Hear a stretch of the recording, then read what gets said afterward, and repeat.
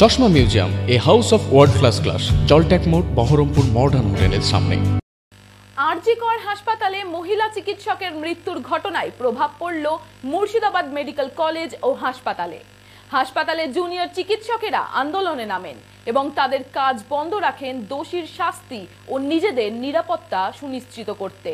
অন্যদিকে রোগীর আত্মীয় পরিজনেরা ডাক্তারদের কর্মবিরতি দেখে নিশ্চিন্ত এবং পরবর্তীকালে উত্তেজিত হয়ে স্লোগানে পাল্টা স্লোগান দেন। তাদের দাবি, সকাল থেকে ডাক্তারের দেখা মিলছে না, চিকিৎসা হচ্ছে না। এই নিয়ে ডাক্তার ও রোগী পরিজনের স্লোগানে পাল্টা স্লোগান দেওয়া হয়। হাসপাতাল চত্বর উত্তেজিত হয়ে পড়লে পরবর্তীতে বহরমপুর থানার পুলিশ প্রশাসন এসে এলাকার পরিস্থিতি নিয়ন্ত্রণে আনেন।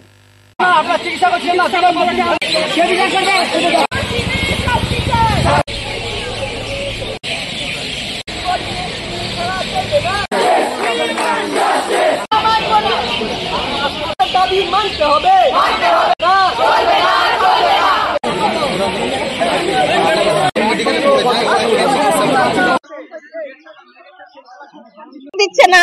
সকালবেলা আমার বেটার অ্যাক্সিডেন্ট হয়েছে, 6টার সময় ভর্তি করেছি, তার এইখানে হাড় ভেঙে চুর হয়ে গেছে, তার কোনো চিকিৎসা নাই, কোনো ব্যবস্থা নাই, কোনো দেখায় নাই। এদিকে মমতা দিদি তো বড় বড় লেকচার দেয়, মেডিকেল করেছি, হান করেছি, ত্যান করেছি, ও করেছি। এখন মমতা দিদি এসে দেখুন ডাক্তাররা কি আন্দোলন করছে, পেশেন্ট ছেড়ে দিয়ে ডাক্তাররা আনন্দ করছে, আর একের পর এক বাচ্চা দিয়ে বুড়োদের সব মরে যাচ্ছে। তাহলে এর কি ব্যবস্থা হবে? এর কি ব্যবস্থা হবে? তো ব্যবস্থা তো ডাক্তারদেরকে তখন জবাব দিতে। ডাক্তারের যদি তখন মা মরতো কি বাবা মরতো, ডাক্তার এরকম কি আন্দোলন করতো? তাই বলেন। আমরা চাচ্ছি ডাক্তারের জায়গায় ডাক্তার ঠিক রাখুন, পেশেন্টকে দেখুন, পেশেন্টকে দেখাশোনা করুন। ডাক্তারের আন্দোলন ডাক্তার চালিয়ে যাক, কিন্তু পেশেন্টকে তো দেখবে। তা পেশেন্ট না বিনি চিকিৎসায় মরে যাচ্ছে, এটা কি করে হয়? তাই বলেন। সেফটিটা দরকার, ওই সেফটিটা না থাকলে আমরা কিভাবে নিশ্চিন্তে সার্ভিস দেব? এই ভায়োলেন্সটা যে প্রথম হচ্ছে সেটা না, এটা অনেকবার হয়েছে, অনেকবার কথা তোলা হয়েছে, কিন্তু সব সময় কথাটা চেপে যায়।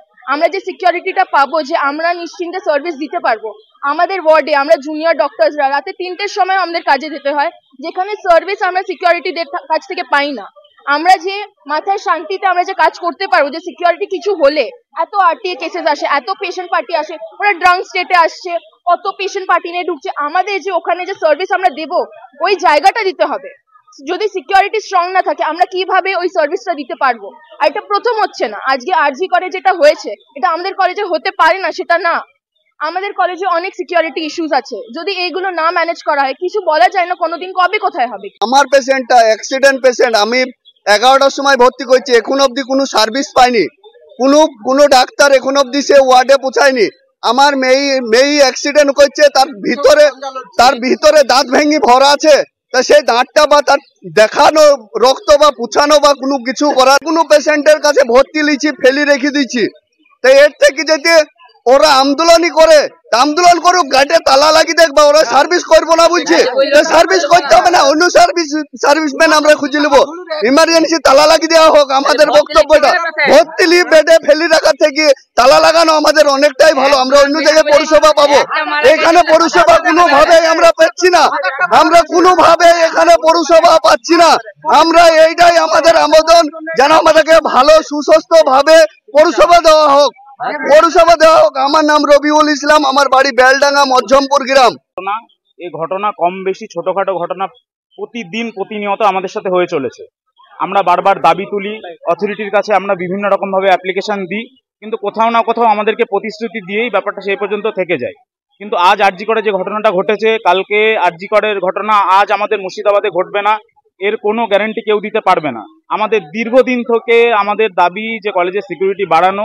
আমরা রোজ আমাদের এত লেডি ডক্টর এত রাতে আমাদের ক্যাম্পাসের মধ্যে দিয়ে যায়, বিভিন্ন রকম বাইরের লোক ক্যাম্পাসের মধ্যে ঢোকে, আমাদের কিন্তু সিকিউরিটি এনশিওর করা হয়নি। বারবার বলার পরেও আমরা কাল অবস্থান বিক্ষোভে বসেছিলাম যে আরজি করের এই যে ন্যাক্কারজনক ঘটনা তার প্রতিবাদে, তার বিচার চাইতে এবং দোষীদের উপযুক্ত শাস্তির জন্য। কিন্তু তারপরেও কর্তৃপক্ষ থেকে এত 3 দিন কেটে যাওয়ার পরেও এখনো কিন্তু পর্যাপ্ত সিকিউরিটির ব্যবস্থা আমাদের ইনডোর এবং বাকি হসপিটাল ক্যাম্পাসে এখনো কিন্তু প্রোভাইড করা হয়নি। তো যতক্ষণ না পর্যন্ত আমরা সেফ ফিল করছি, আমরা কি করে পরিষেবা দেব? তো আমরা এই সিদ্ধান্ত নিয়েছি জুনিয়র ডাক্তার, ইন্টার্ন এবং হাউস স্টাফরা যতক্ষণ পর্যন্ত আমাদের যে সেফটি সিকিউরিটি যে ইস্যুগুলো আছে এগুলো সব রিজলভ না হচ্ছে ততক্ষণ আমরা সার্ভিস দিতে পারছি না। কিন্তু আমাদের অলরেডি ইমার্জেন্সি সার্ভিস চালু আছে, বাকি অন্য অন্য ওয়ার্ডেও পরিষেবা দিচ্ছেন, আমাদের সিনিয়ররা আছে, স্যারেরা আছে, তারা পরিষেবা অলরেডি দিচ্ছেন।